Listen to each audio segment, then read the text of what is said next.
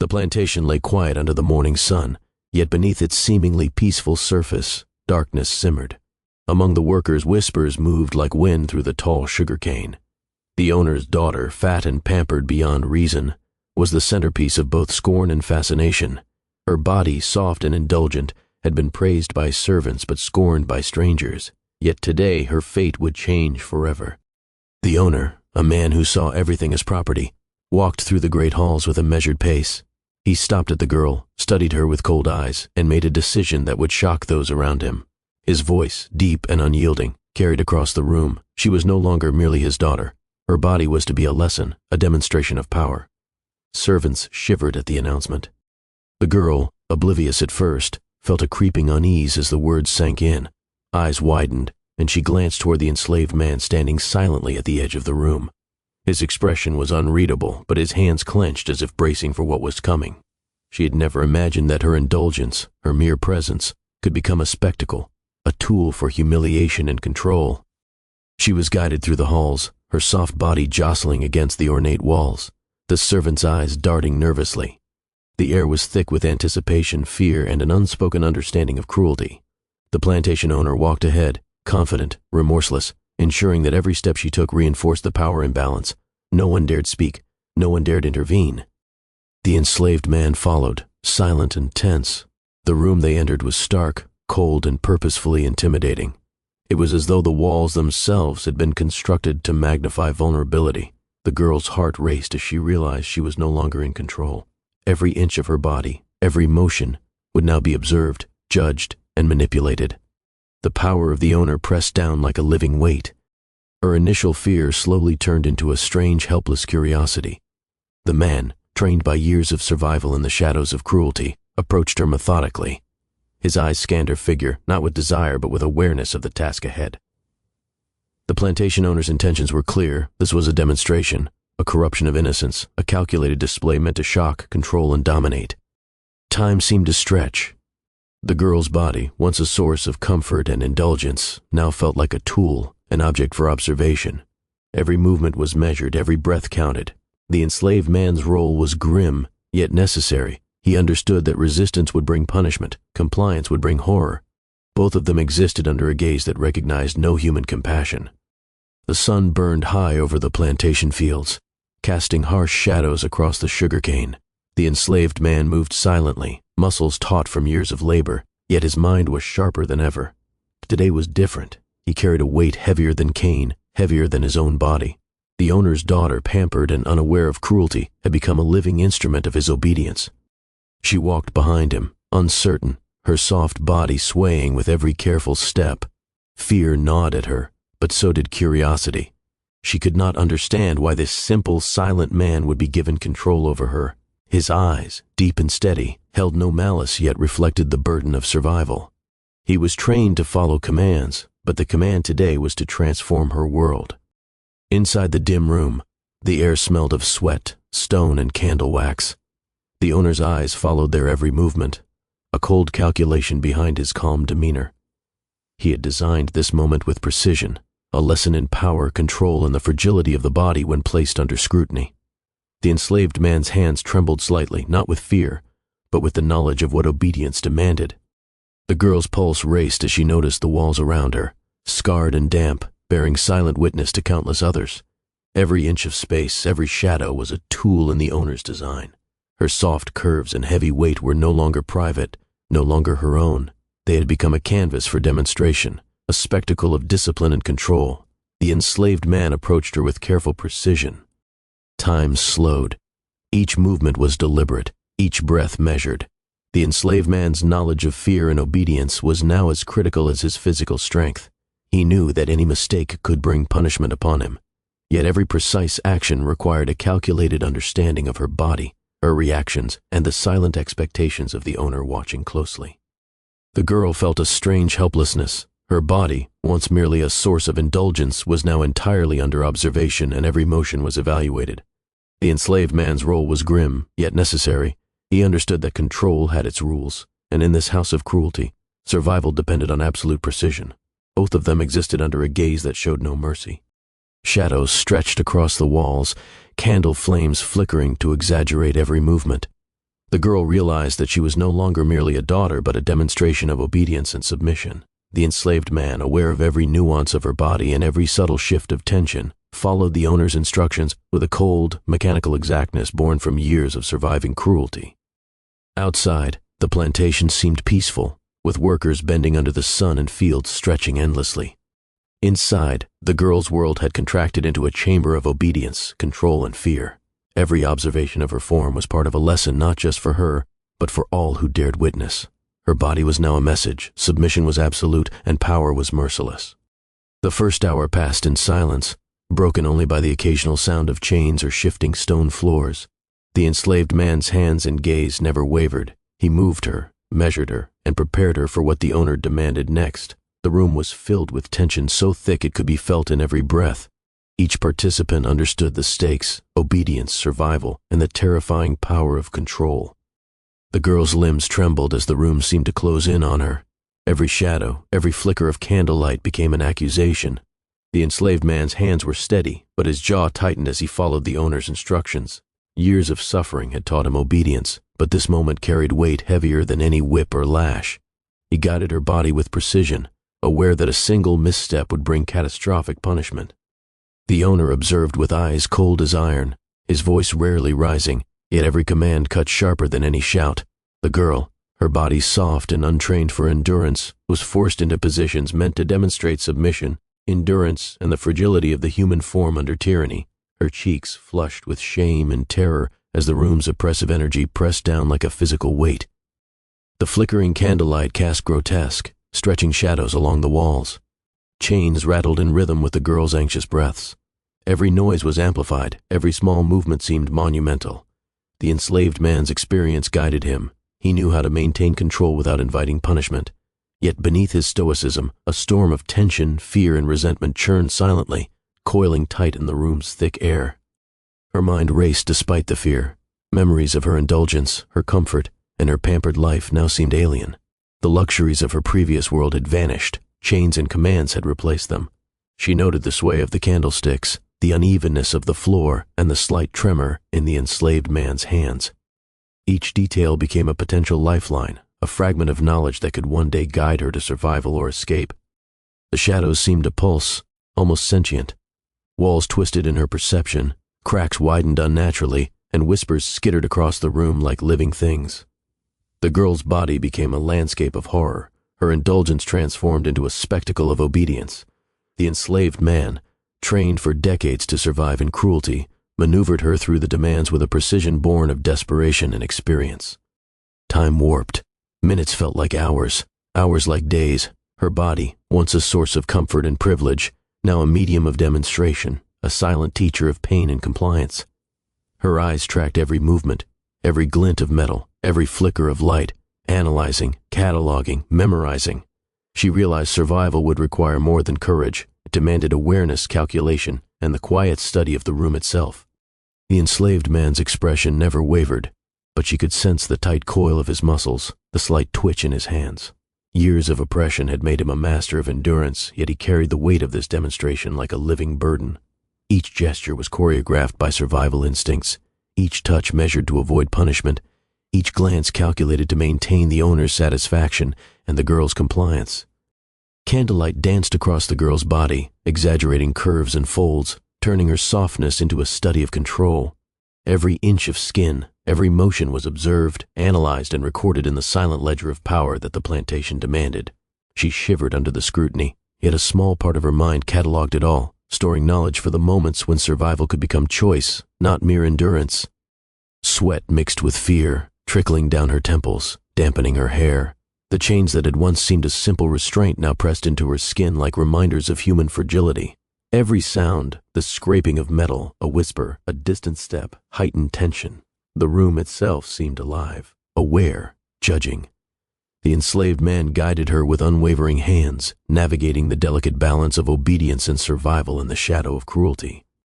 Her mind, despite panic, began noticing subtle patterns. The swing of chains, the flicker of candlelight, the rhythm of the enslaved man's movements, all could be predicted, analyzed, cataloged. Fear transformed into awareness. Terror became data. The room, the shadows, the oppressive gaze of the owner, They were no longer just instruments of pain. They had become a language she could learn, a code to understand, a map to survival. Hours dragged like eternity. The girl's body ached, but her mind sharpened. Observation became her armor, fear her guide. The enslaved man moved like a ghost, precise and disciplined, yet every subtle tremor revealed the cost of obedience. The owner's gaze weighed heavily, his silence amplifying the terror. And in this crucible of control, the girl began to realize a terrifying truth. Survival demanded mastery over not just her body, but the world of cruelty surrounding her. The air grew thick with anticipation. Every creak of wood, every shadow shift, every distant whisper heightened suspense. The room, the chains, the very walls seemed aware of her trembling, cataloging her reactions. Her body, her softness, her indulgence, all had been transformed into a tool of obedience and control. And yet, deep inside, a spark of consciousness flickered, a tiny flame of resistance that refused to be extinguished. The enslaved man guided her through the final set of positions. Sweat, trembling, and terror mingled in the air like a storm. Every movement, every subtle twitch of muscle was catalogued in silence. The owner's eyes measured, calculated, and judged. The girl, despite her humiliation, began to see patterns. The horror around her had structure, and structure could be understood, studied, and, perhaps, overcome. After the long hours of humiliation and control, something inside the girl shifted. Fear was still present, but it no longer ruled her completely. The room that had once felt alive with terror now appeared structured, predictable. She lay still, breathing slowly, letting her eyes travel across the walls, the chains, the floor. Every detail mattered now. Survival demanded more than endurance. It demanded planning.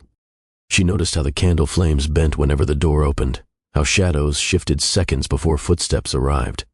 The enslaved man moved with patterns she had begun to recognize. 3 steps, a pause, a glance toward the door. These were not random motions. They were habits, formed by years of discipline and fear. And habits, she realized, could be studied and eventually exploited. The plantation owner rarely spoke now.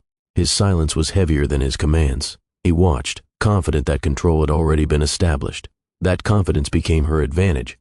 While his gaze focused on dominance, hers focused on detail. The lock on the door was old. The chain on the far wall dragged slightly when moved. The floorboard near the corner creaked louder than the rest. Each night, when the room fell quiet, she replayed the scene in her mind. She counted seconds between guard movements. She listened to distant sounds from outside, the faint call of workers, the shift of wind through cane fields. The world beyond the room still existed. That knowledge alone gave her strength. Freedom was no longer a fantasy. It was a destination waiting for a path. The enslaved man sensed the change in her. Her eyes were no longer empty with fear. They were alert, calculating. Without words, a silent understanding passed between them.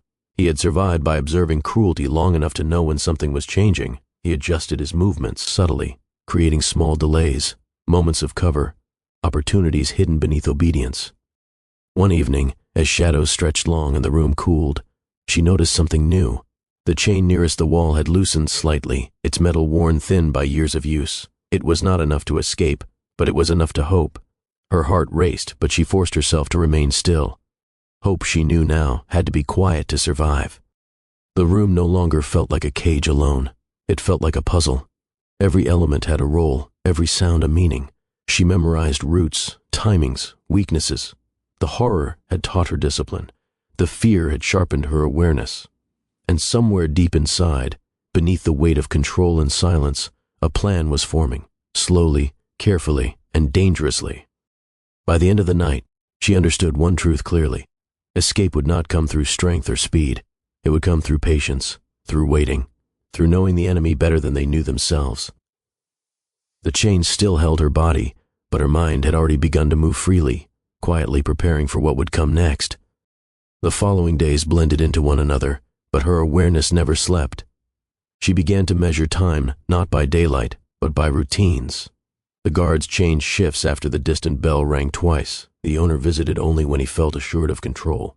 Predictability became her ally. The plantation thrived on order, and order, she realized, always carried weaknesses within it. She learned the language of sound. The scrape of boots meant authority. Bare footsteps meant servants. The slow drag of chains meant exhaustion. At night, when silence settled like dust, she listened to the breathing of the house itself. Wood expanded and contracted. Metal cooled. locks relaxed. These small truths were invisible to those who ruled, but vital to someone planning to disappear. The enslaved man became an unspoken partner in survival. Without ever exchanging words, they began to coordinate through timing. A pause here, a distraction there. He placed objects just slightly out of place, testing whether anyone noticed. They rarely did. Power made people careless. That carelessness became another opening, small but growing, like a crack in stone under steady pressure. One night, she noticed the corridor light stayed dimmer than usual. A lantern had gone unfilled. The darkness felt thicker, more forgiving. She stored that information carefully. Darkness, she understood now, was not always the enemy. Sometimes it was cover. Sometimes it was protection. Sometimes it was the only ally left to those who planned to leave quietly. Her body still carried the weight of fear, but her mind moved freely through possibilities. She mapped the route again and again in her thoughts: door, corridor, corner, stairs, yard. Each step timed, each sound anticipated. She knew she would get only one chance. Failure would not bring punishment alone, it would erase hope entirely. That knowledge kept her patient. Outside, the plantation continued its daily rhythm. Workers labored. Overseers shouted. Life appeared unchanged. Inside, however, something had shifted. Control was no longer absolute. Awareness had broken its illusion. The house still held her body, but it no longer owned her future. That belonged to the plan she carried silently, carefully, like a fragile flame. As dawn approached, she closed her eyes, not in surrender, but in preparation. Everything she had endured had led to this quiet phase. Horror had trained her. Fear had sharpened her. Now patience would save her. The escape was not yet happening, but it was no longer uncertain. It was inevitable. The forest did not welcome her. It did not open its arms or soften the ground beneath her feet. Branches cut her skin. Thorns clung to her clothes. Freedom, she learned quickly, was not gentle. But it was honest. Every painful step forward was her own choice, not an order, not a command, not a demonstration of power. She stopped only when her lungs burned and her legs threatened to fail. Leaning against a tree, she listened, not for chains or boots, but for her own breath. The silence was different here. It did not watch her. It did not judge. It simply existed. For the first time, fear was no longer forced upon her. It came and went on its own terms. As dawn crept in, light filtered through the leaves in thin, uncertain lines. She expected joy. Instead, she felt confusion. Without commands, without walls, without eyes measuring her worth, she felt exposed. Freedom was wide and unfamiliar. It asked questions instead of giving instructions. And she realized that escape was only the first battle. Living would be the harder one. Behind her, the plantation would wake. Orders would be shouted. Punishments would follow. Someone would pay for her absence. She knew this truth too well. The enslaved man's face crossed her mind, heavy with the weight of survival. Freedom carried guilt alongside relief. She did not romanticize her escape. She understood its cost. She moved again, slower now, conserving strength. Each step away from the plantation felt unreal, as if the world might suddenly correct itself and pull her back. But it did not. The sun rose higher. Birds grew louder. Life continued without asking permission from power. That realization struck her deeper than fear ever had. By midday, hunger set in. Thirst followed. Freedom did not provide. It demanded. She drank from a stream without knowing if it was safe. She ate berries cautiously, guided by instinct rather than instruction. Survival outside chains required learning anew, how to trust her senses, her judgment, her right to exist without validation. When night returned, she did not panic. Darkness no longer belonged to her captors. She wrapped herself in leaves, listening to the world breathe. The nightmares came quickly, chains, walls, shadows, but she woke herself this time. No one shouted. No one struck. Control had lost its grip, even inside her mind. She did not know what she would become. She did not imagine riches or peace waiting ahead. But she knew this. No one would ever again decide the meaning of her body, her silence, or her existence.